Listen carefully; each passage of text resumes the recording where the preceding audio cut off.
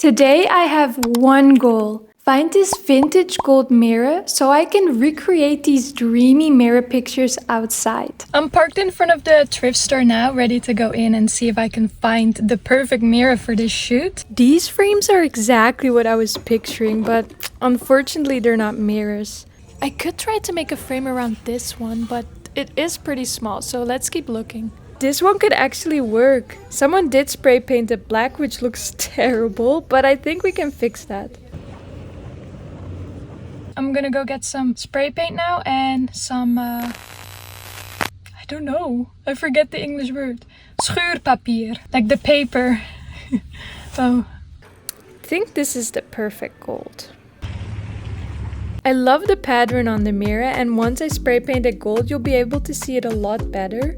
The mirror definitely needs a good clean. And also there's some spray paint on the glass, so I'll have to scrape that off.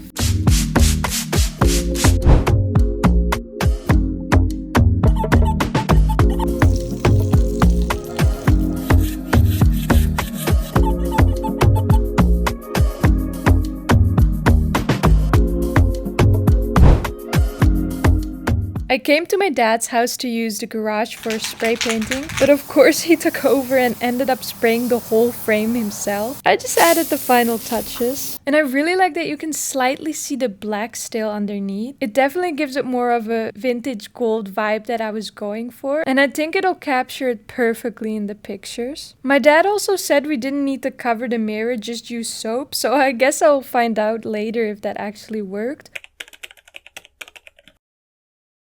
Yes, it did kind of work. I covered the middle of the mirror and the rest was covered in soap. It didn't come off quite as easily as I thought though. At first I was using my nail to scrape the paint off, but then I realized a card worked way better and I kind of ruined my nail. It probably took me about 20 minutes, but the trick worked and I'm really happy with how the mirror turned out. Now I can finally go take the mirror pictures.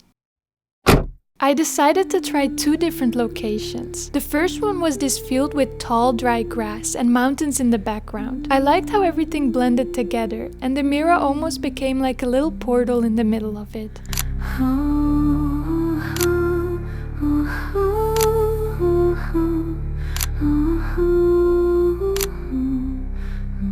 For the second location, I wanted something a little more green. I found these bushes and placed the mirror right in between them. The reflection of the sky and the trees made it feel like a painting.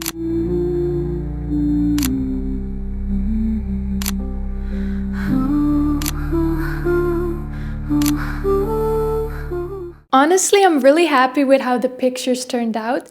My favorite ones were from the second location, but let me know in the comments which ones were your favorite. I really enjoy creating this type of content, and if you also enjoy it, feel free to like and subscribe. I'm definitely going to make more content like this. Thanks for watching, and I'll see you in the next one.